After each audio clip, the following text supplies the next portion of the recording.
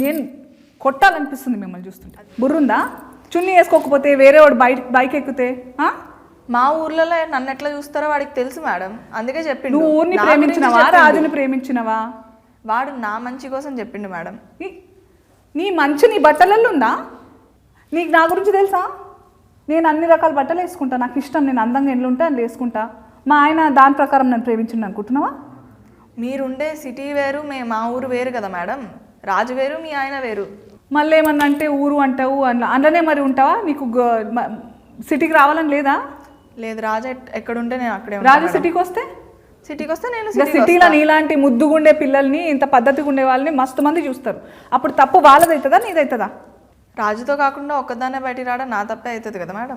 ఇట్లా తయారైనమైంది నీకు. అసలు సిటీ అంటావు కానీ సిటీలో కూడా ఎంత మంచి ఆడవాళ్ళు ఉంటారు, ఎంత మంచి ఆలోచనలు భావాలు ఉంటాయి.